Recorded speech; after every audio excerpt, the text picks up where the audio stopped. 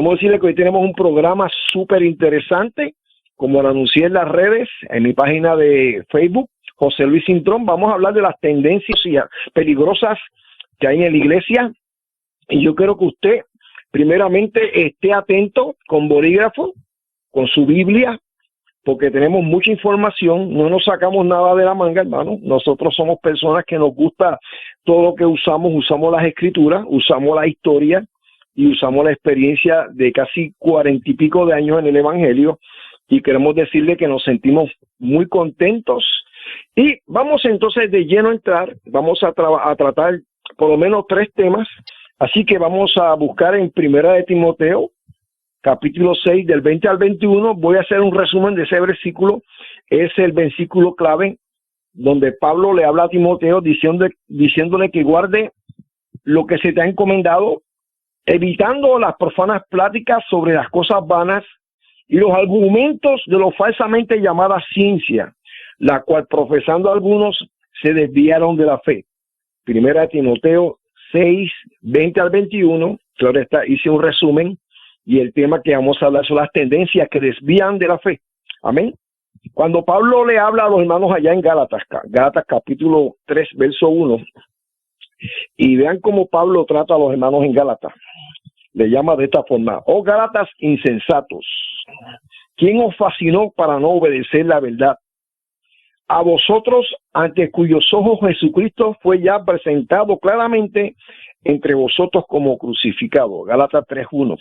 Y es que el hermano Pablo estaba muy molesto, hermano, y me sorprende y el lenguaje que Pablo usa, porque esa palabra fascinar significa hechizar, ¿no? Y Pablo, hablándole a los hermanos que estaban siendo sonsacados por los judaizantes, pues les jamaquea un poco, ¿ves? O sea, a mí me sorprende cómo la iglesia de Cristo haya adoptado las tendencias judaizantes, cosa que el apóstol Pablo se esforzó por atacar. Entonces vemos que Pablo se dirige a los hermanos en Galata, y a Pablo le parece una locura, ¿no?, que se hayan prestado a oído a los judaizantes.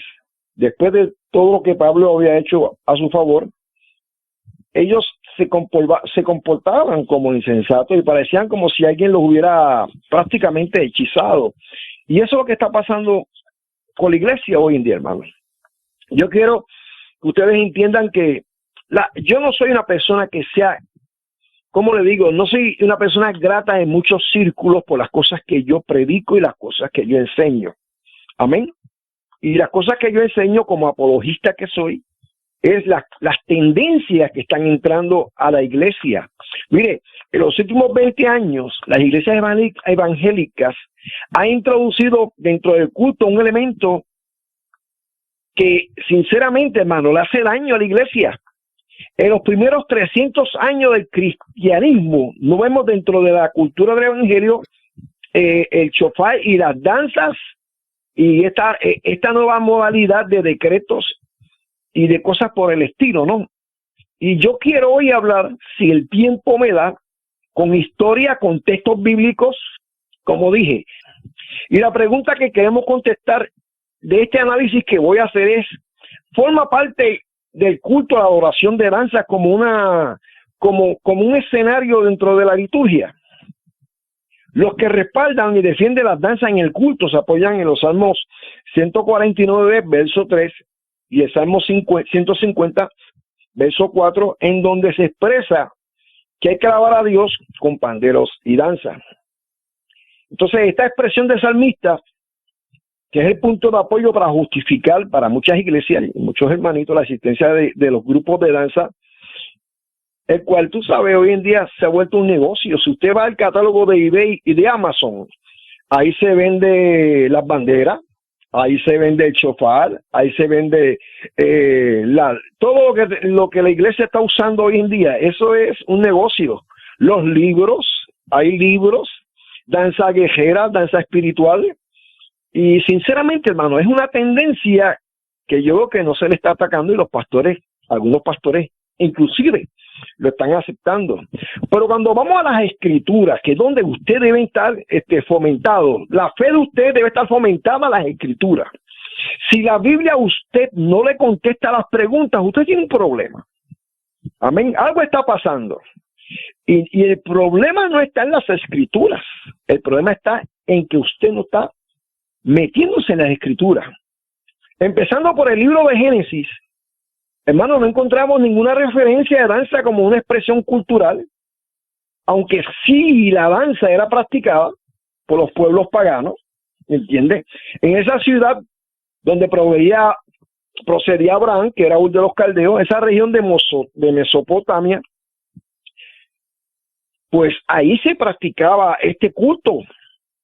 Pero en la época de Jacob y de los patriarcas, usted busca en Génesis, Génesis, al principio los patriarcas, ninguno de ellos, hay ninguna alusión, amén, de las danzas judías. Pero sí encontramos a los descendientes de los hijos de los patriarcas cuando fueron cautivos a Egipto. Y allí en Egipto, en la cautividad de Egipto, donde estuvieron 4 siglos, 400 años, aprendieron sus costumbres. Y estas costumbres fueron absorbidas. Era la situación de esas danzas egipcias. Y los hebreos absorbieron parte de esa cultura egipcia, como era la idolatría, las fiestas con danza, y estas cosas formaban parte del culto pagano en diversos templos. Miren, yo quiero explicarles algo y no se molesten conmigo, amén. Quiero que no se molesten conmigo porque lo hago con un corazón sincero. Las personas que danzaban en estos templos se llamaban vírgenes vestales, y estas vírgenes vestales eran practicantes del culto idolátrico y muchas de ellas eran prostitutas al servicio del templo. Escuchen bien, no estoy diciendo nada ofensivo a las hermanas que danzan, estoy diciendo del sistema y lo que era, lo que significaba dentro de la cultura de danza pagana. Amén. Y estas mujeres que estaban dedicadas como sacerdotisas eran las que tenían en sí la formalidad de esa danza. Entonces vemos que la evidencia de la danza formaba parte del culto egipcio, en la adoración de los dioses. Y hay una alusión cuando entramos en el libro de Éxodo, capítulo 32. Vamos a buscar Éxodo 32, del versículo 19. Amén. Amén. Dice así: cuando Josué oyó el alboroto del pueblo que gritaba desde abajo, exclamó a Moisés: parece que hay guerra en el campamento. Pero Moisés respondió: no son gritos de guerra, no son gritos de victoria, ni lamento de derrota, oigo sonido de celebración. Y cuando se acercaron al campamento, Moisés vio el becerro y las danzas. Mira lo que dice la Escritura. Vio el becerro y las danzas. Y al Dios de enojo, entonces tiró las tablas de piedra al suelo, las cuales se hicieron pedazos al pie del monte. Ustedes conocen la historia. ¿Qué pasó allí, no? Moisés se tardó mucho, el pueblo se puso bravo, y quiero explicarles algo. Cuando Israel sale del cautiverio, gente extraña, le llama así la Biblia, gente extraña, prácticamente entra a la comunidad que sale para el desierto. Esta gente extraña, o los extranjeros que entraron con el pueblo de Dios, eran los que se quejaban, eran los que pedían carne, eran los que decían, era mejor volver a Egipto y morir allí que ser enterrados en el desierto. Era un lamento, porque esas personas no tenían unas convicciones y no tienen una historia de Dios en sus vidas. Así que estas personas entraron y fue muy fácil para el pueblo hebreo asimilar todo esto. Entonces, cuando Moisés no llegaba, ellos impulsaron a Aarón, que era débil de corazón, era como Cintia Azul, tenía el corazón blandito. Y Aarón, pues, el pueblo dice que él tiró las prendas y se salió un becerro, como si fuera por arte de magia. Hicieron un becerro de fundición, hicieron fiesta y empezaron a hacer lo que ellos sabían dentro del culto pagano. Y eso lo estaba haciendo dentro de la comunidad. de fe allá en el desierto. Por lo cual Moisés se enojó y de la ira rompió la tabla que llevaba los 10 mandamientos, porque tristemente descubrió que el pueblo escogido, el pueblo de Dios, había absorbido la cultura pagana de Egipto. Siempre que en el Antiguo Testamento, hermano, se menciona la danza con relación a algunas celebraciones de victorias, estaban relacionadas con hechos ocurridos en torno al pueblo de Israel, como expresión de gratitud y alegría. Amén. Dentro de la cultura judía, como tenemos en la cultura boricua, los boricuas y los israelitas se parecen, son fiesteros, pues ellos tenían, ¿sabes?, su movimiento de alegría y lo celebraban con danza. Y eso fue lo que ocurrió cuando David derrotó a los filisteos.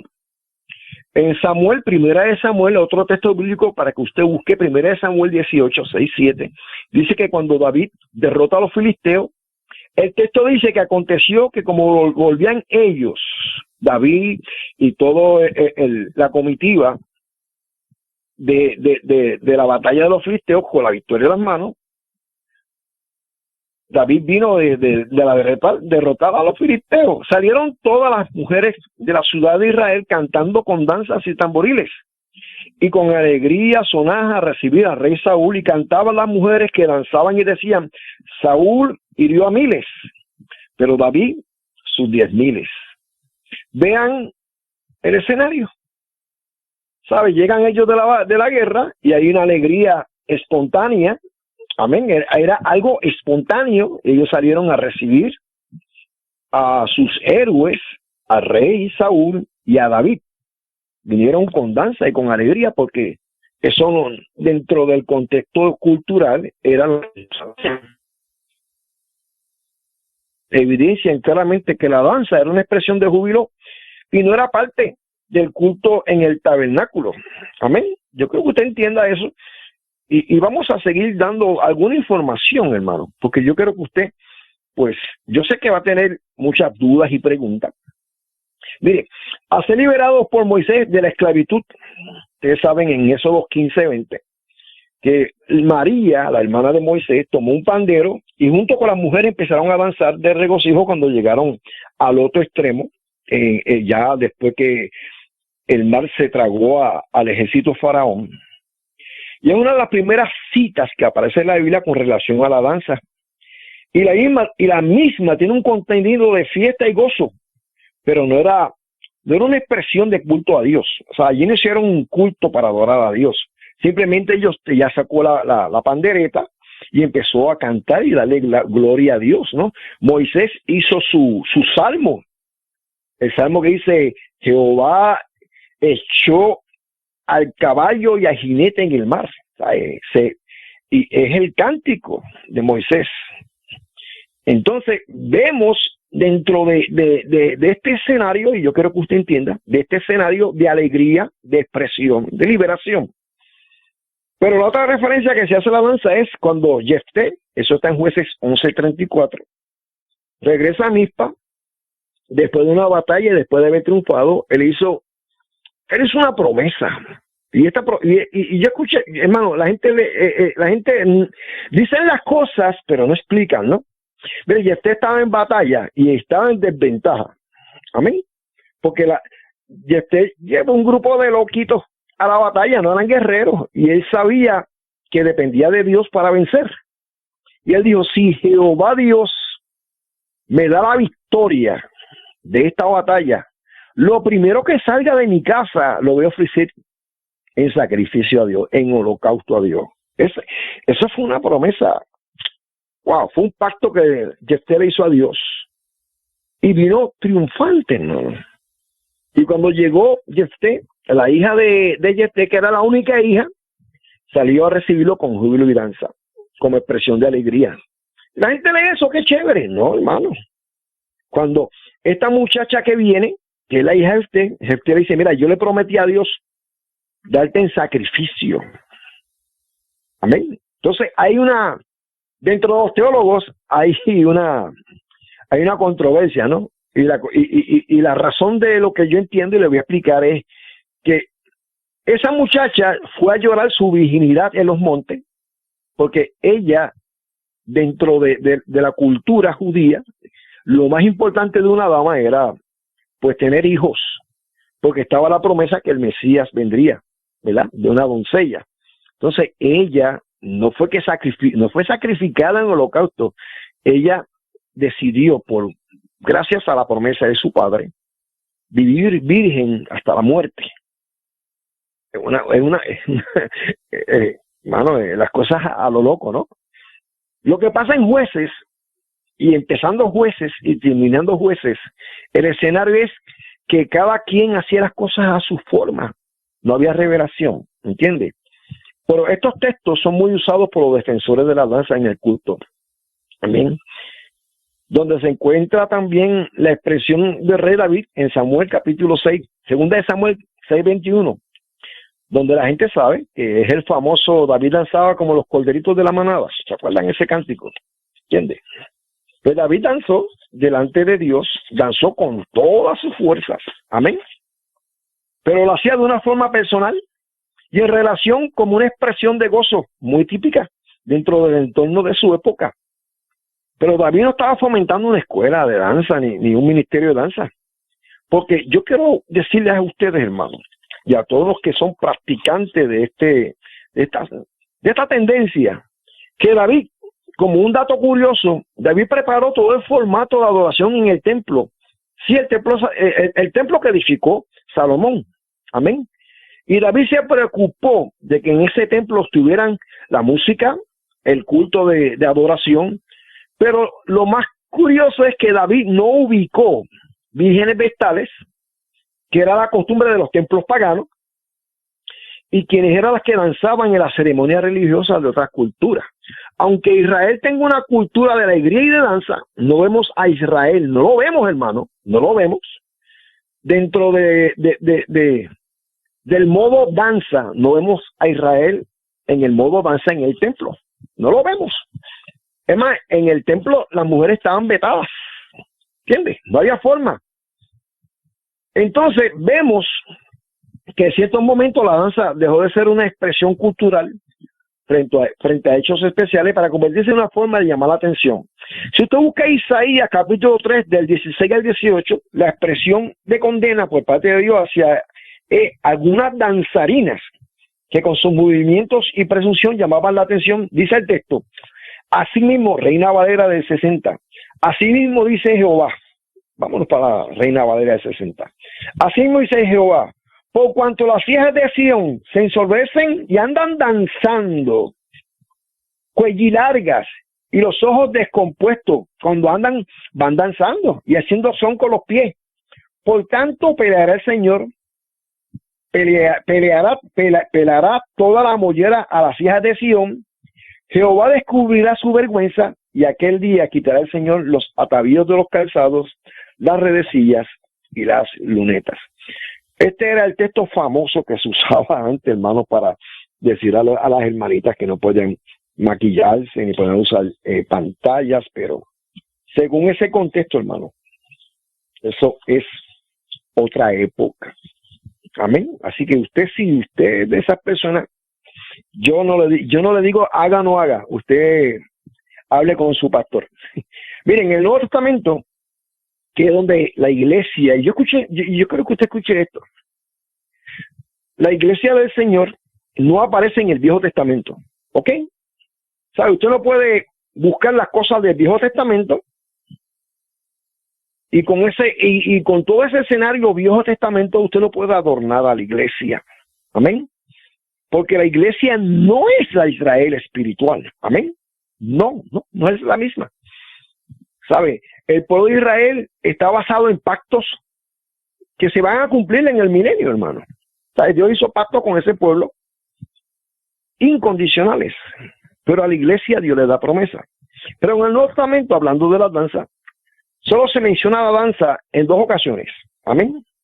Y lo curioso es que nada tiene que ver con el culto. Amén. O sea, no hay referencia de culto a Jehová con danzas en el Nuevo Testamento, tampoco, y yo quiero que usted entienda, Tampoco en el Viejo Testamento se menciona la danza en cuestión de culto, sino como una expresión libre fuera de la adoración. Y la primera referencia sobre la danza ocurre en Marcos 6:22, cuando la hija de Herodías entró danzando delante del rey Herodes. Ustedes saben la historia, ¿no? Y pide la cabeza de Juan Bautista. Amén. Ella, dicen por ahí que los que saben, ¿no? Ella danzó la danza de los 7 velos, que es esa danza erótica, donde esta mujer va avanzando y va quitándose los velos hasta quedar totalmente desnuda. Amén. Esa era la danza erótica que envolvió a rey Herodes, donde él le dice, pide lo que quieras, se te concederá, y ella pidió ¿qué? Pidió la cabeza del Bautista. La segunda referencia que se hace a danzas es cuando el hijo pródigo regresa a la casa del padre y él celebra una fiesta de bienvenida. Y usted sabe la historia, el hijo mayor que se quedó trabajando, escucha a lo lejos la sinfonía, el bullicio, las danzas, porque su padre estaba celebrando una fiesta por la llegada del hijo pródigo. Como ve, el escenario no es el templo, no es la iglesia. Amén.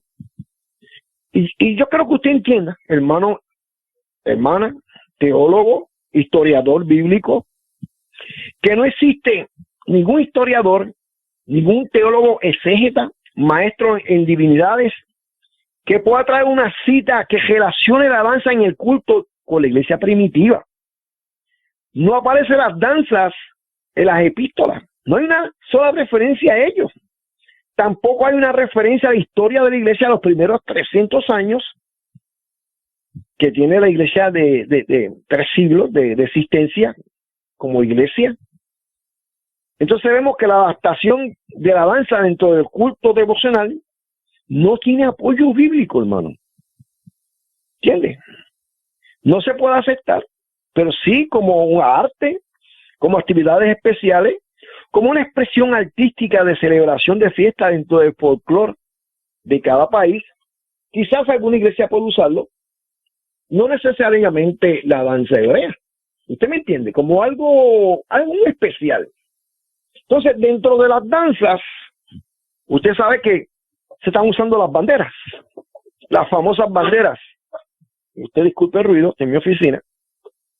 Mire, ni la ley mosaica ni en el Antiguo Testamento en general nos da indicio alguno en cuanto a la forma y del carácter de la bandera, pero según la tradición rabínica, ya estoy saliendo a la tradición rabínica, la bandera de Judá llevaba la figura del león, la bandera de Rubén, la imagen de un hombre o la cabeza de un hombre, la bandera de Efraín, la figura de un buey, la bandera de Dan, la figura de un águila, de modo que las 4 criaturas vivas que usted encuentra en Ezequiel eran las que se usaban en esas tribus.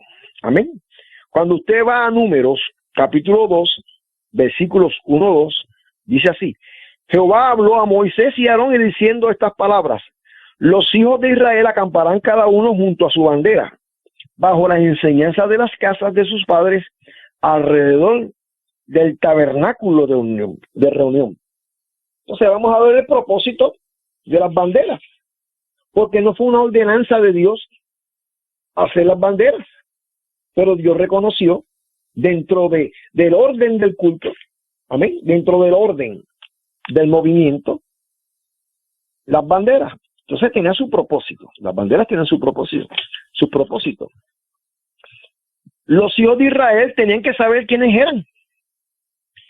Era importante que cada uno de ellos supiera a qué tribu pertenecía.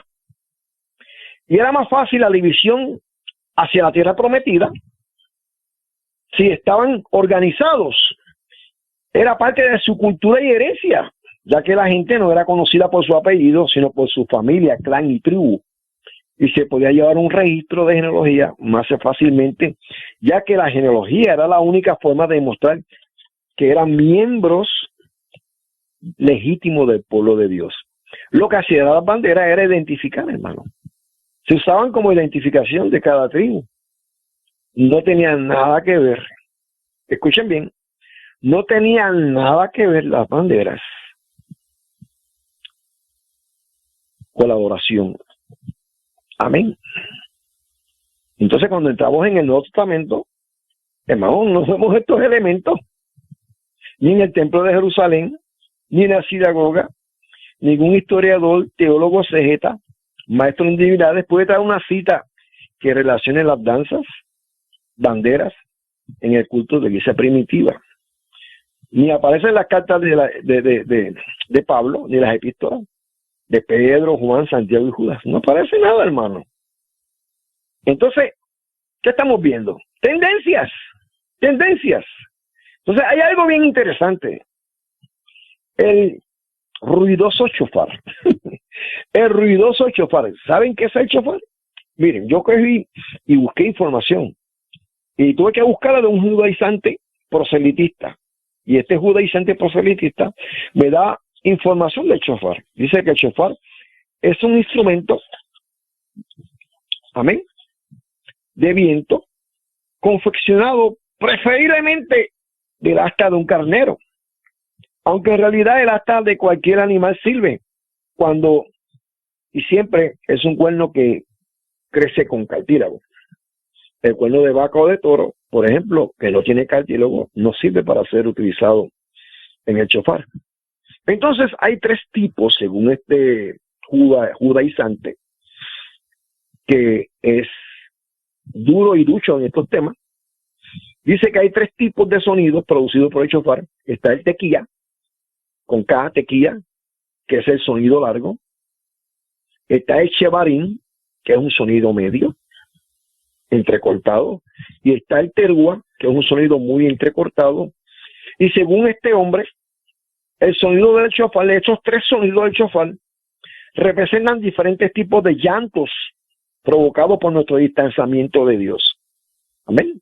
Una persona que está apartada de Dios, de acuerdo a la profundidad del apartamiento, de la persona apartada, pues cada sonido del shofar, dentro del culto de ellos, del culto judaizante, ellos sí usan el shofar, pues tienen ya estos sonidos producidos por el shofar, el tequía, el shevarim y el terúa.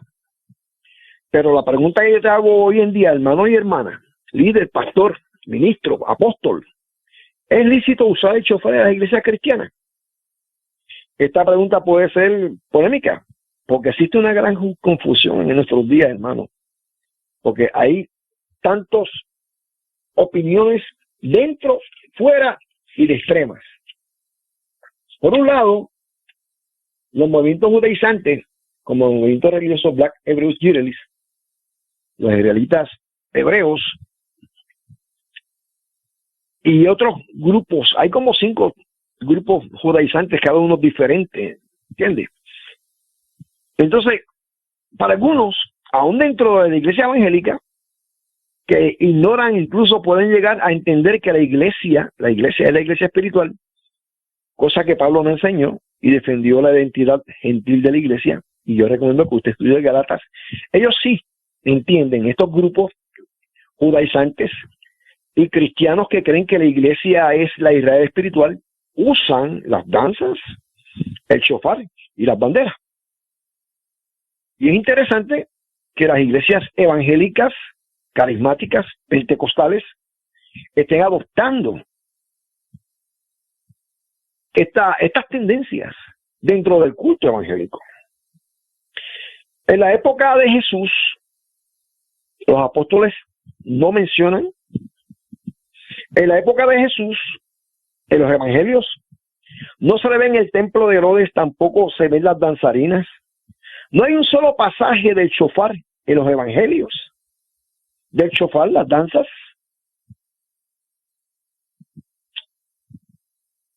Y las banderas. Aunque sí leímos que existen 2 textos bíblicos de danzas en el Nuevo Testamento, ninguna de ellas tiene que ver con el culto a Dios. Hablamos del caso de Herodías, que danzó para agradar a Herodes, la hija de Herodías, Salomé. y pidió en bandeja la cabeza del Bautista. Pero no hay ninguna referencia para aquellos que quieren. Yo no sé cómo escriben libros de estos temas sin textos bíblicos. O sí, pueden manipular textos bíblicos, pero no pueden encontrar ni encajar esos textos con el modo iglesia. Entonces vemos que estos indoctos creativos, usando el shofar, rompen tímpanos, porque están tocando en templos cerrados, lugares cerrados, y provocan jaqueca. Esto es un instrumento que no tiene notas en el pentagrama y que fue diseñado, hermano, para espacios totalmente abiertos. Amén. El shofar es para monte, hermano. ¿Sí? El shofar es para sitios abiertos. En un templo tocar el shofar está brutal, hermano. ¿Usted ha entrado a una iglesia con shofar? Yo ya entré y tuve que salir corriendo, hermano, porque no cuadra. No cuadra dentro del escenario iglesia. Y se están entrando tantas situaciones dentro del sistema judaizante. El talit, están usando el candelabro de los 6 brazos, están eliminando las cruces, están poniendo letras hebreas, ya no es Jesús, es Yoshua, y todas estas cosas, hermano. Dentro de las iglesias hay gente que se siente más espiritual por estas cosas, pero hermano, eso era sombra de lo que había de venir. Amén. Entonces quiero hablar de algo bien importante. Yo sé que hay preguntas. Yo sé que usted debe estar inquietado por estas cosas que estoy compartiéndoles con ustedes.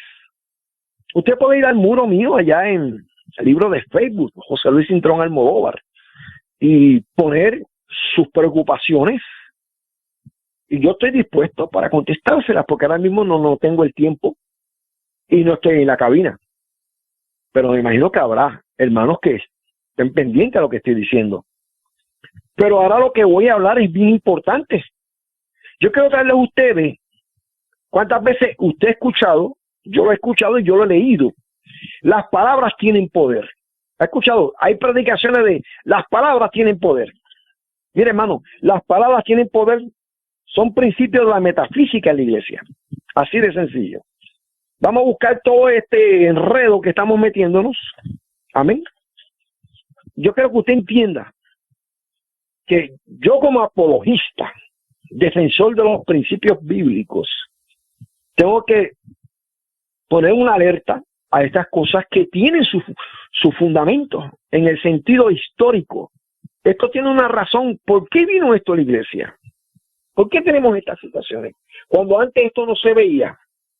¿Sabe? ¿Usted ha escuchado a algún pastor o ministro orar, como yo también lo sé que lo he escuchado, lo del claro hecho? Declaramos que así será. Lo declaro bendecido. O cuando el doctor entrega las malas noticias, escuchamos a un hermano, eso yo no lo recibo y yo declaro que soy sano. ¿Sabe? Eso está chévere, hermano. Está chévere. Y quizás usted mismo se acostumbra a orar de esa forma, poniendo la fe en Jesús, ¿no? Pero usted ha estudiado alguna vez realmente lo que dice la Escritura realmente de este tema. ¿Puede dar usted alguna cita bíblica donde los apóstoles o el apóstol Pablo o Jesús declararan que amarrarán bendiciones o descargarán bendiciones? ¿Puede citar algún lugar en las cartas del Nuevo Testamento o las enseñanzas del Antiguo Testamento donde se enseña acerca del poder de la declaración? Y el poder de la declaración como una manera de ejercitar la fe para obtener lo que declaramos. Entonces, si esto fuese así, ¿para qué existen los pactos? Si usted puede declarar y usted puede imponer. Es increíble. ¿Con qué autoridad? ¿Con qué autoridad? Si el que puede declarar es Dios. Y ha declarado, hermano. Dios ha declarado porque Dios es rey. Pero el súbdito no puede declarar. El esclavo no puede declarar. No tiene el poder. Los decretos son parte, hermano, de un sistema de oración llamada la ciencia de la palabra hablada. Así mismo, la ciencia de la palabra hablada. Y yo tengo el Si tiene un bolígrafo, yo le voy a dar todos estos datos para que usted lo busque, hermano, porque esto yo no me lo saqué. O sea, esto no es inventado por mí. Amén. Miren, la ciencia de la palabra hablada, que también incluye canciones, mantras y cantos, así como visualizaciones y técnicas de visualización y técnicas de respiración. Escuchen bien. Y el principal propósito, y yo sé que usted debe estar sorprendido o sorprendida con lo que yo estoy diciendo, ¿no? Debe estar bien sorprendido.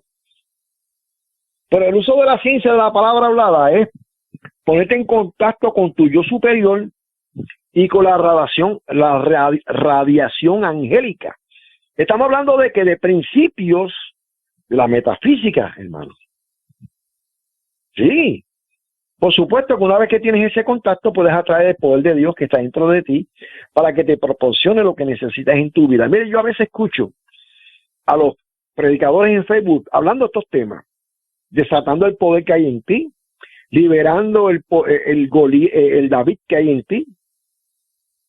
Todo eso, hermano, eso viene de toda esta formalidad de la metafísica. Mire los 7 principios fundamentales tomados de la metafísica y adoptados por líderes cristianos como Kenneth Hagin. Y él habló de esto en el 1974, él lo dijo públicamente, que haya sacado toda esta información, y él es uno de los padres de la iglesia moderna, de la superfe, de todo este revolú que tenemos hoy en día, apóstoles, profetas, ungidos, todo viene de la época de los 70, ¿no? Y Kenneth Hagin declaró públicamente, y yo quiero hablarle a usted de los 7 principios fundamentales, y escuche bien dónde puede encontrar parte de esto que estoy hablando. Usted se mete a la página, se llama metafísicauniversal.blogspot.com. Voy a repetirlo. metafísicauniversal.blogspot.com, donde usted puede encontrar los 7 principios fundamentales tomados de la metafísica. Mire la primera.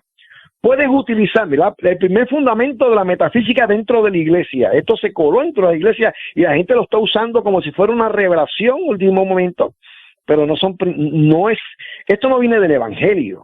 Esto no es revelación bíblica, hermano.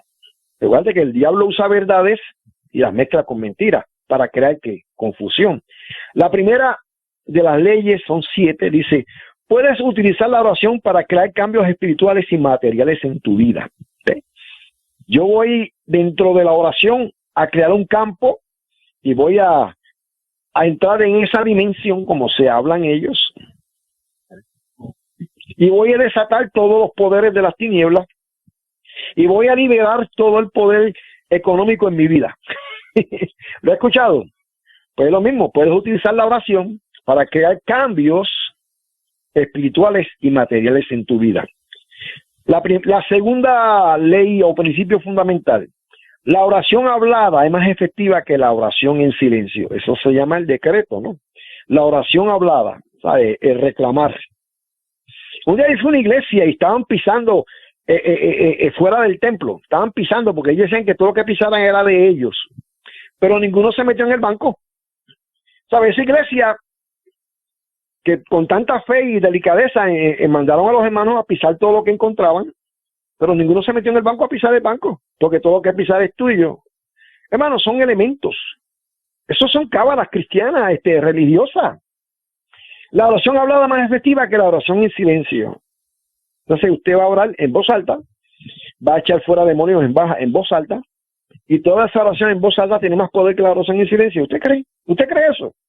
Cuando entro a mi casa, cierro las puertas y mi Padre, que me ve en secreto, me va a poner en gracia en público.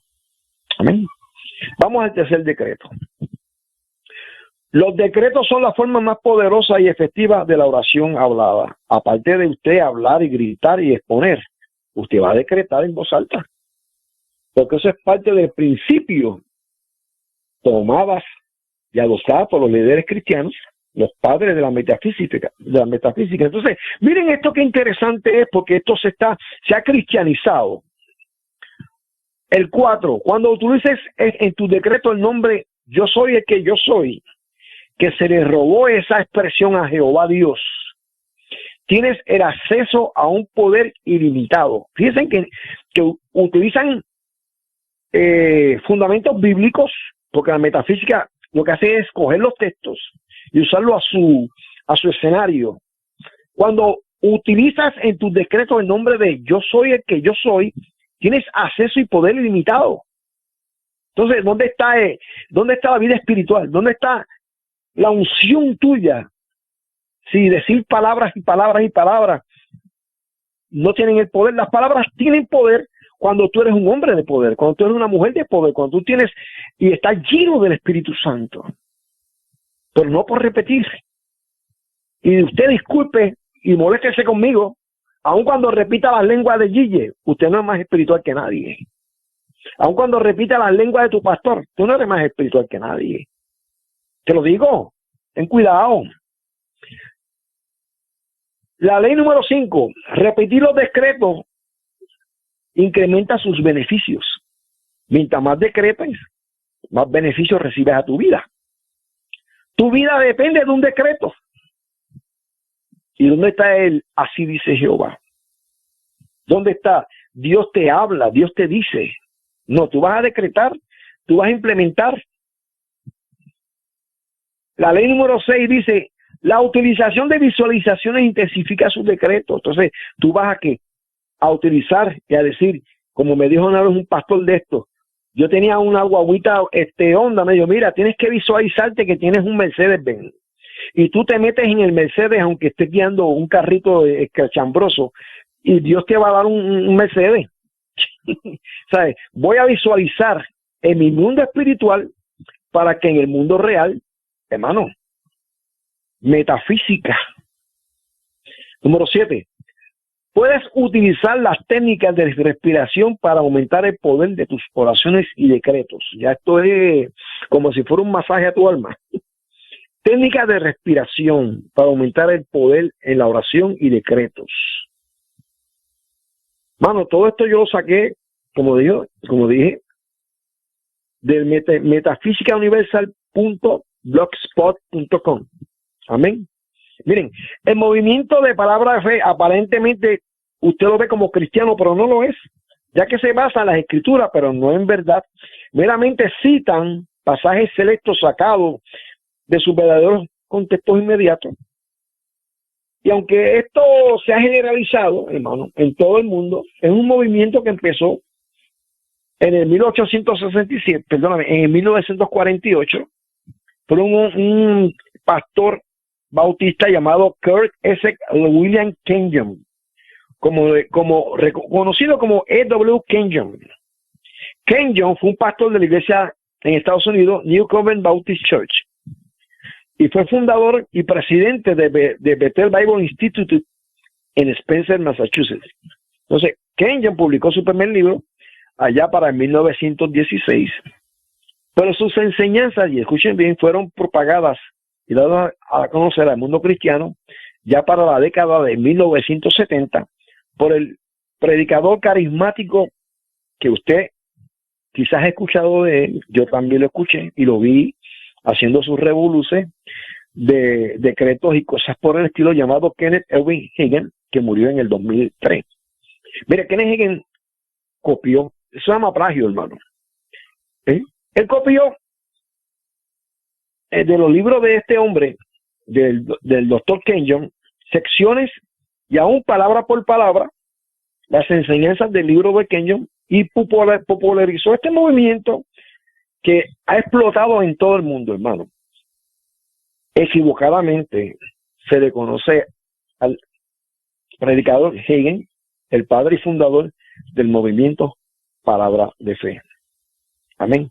Es la creencia de la fe, donde ellos ponen que la fe es una fuerza o una ley universal. Y escuchen bien, hermanos.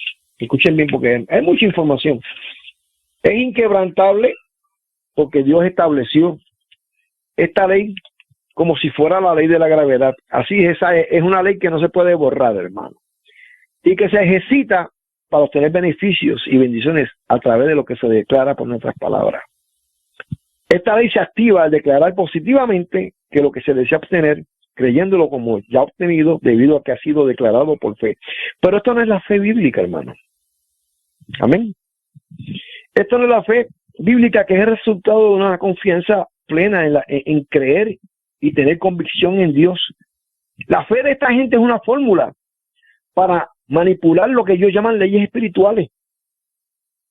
El gran problema es que desobedecen lo que es la palabra de Dios al obtener una falsa interpretación y sacan del contexto los textos, como dicen en la teología. Un texto sin contexto es un pretexto. En segunda de Pedro, capítulo 3 y verso 16, Pedro nos advierte a nosotros los cristianos que los ignorantes e inconstantes tuercen las escrituras para su propia perdición. Voy a repetirlo. Segunda de Pedro 3:16, las escrituras nos enseñan y nos dicen, nos ponen en bandeja de plata la confesión, la declaración de que los ignorantes e inconstantes tuercen las escrituras para su propia perdición. Es increíble. Estos son falsos apóstoles, son falsos profetas o falsos siervos de Dios. Y si son verdaderos siervos, están engañados. Pues copian la doctrina de los falsos y predican en ignorancia. Y los que llegan de otro modo y son prácticamente engañados, ellos están corriendo para su propia perdición, hermano. Yo quisiera y que usted entendiera, y que no quiero crear polémicas, pero desgraciadamente, hermano, y lo digo con todo el respeto, los teólogos, pastores, ministros y maestros de escuela bíblica están bien silentes. Entonces, con dos textos bíblicos sacan una doctrina. Entonces quieren encajar a la iglesia, que tiene su propia identidad, según Pablo. La iglesia es un misterio revelado en el Nuevo Testamento. No existe, hermano. No existe ninguna evidencia bíblica dentro del Viejo Testamento que mencione la iglesia. Y Jesús habló de la iglesia, la presentó. Dice que las puertas del infierno no prevalecerán contra la iglesia. Y la iglesia, esa palabra tenía que ver, hermano, con dentro del sistema judicial romano. Eran los convocados. Jesús transforma esa palabra y la convierte en los llamados a servir, a salir fuera.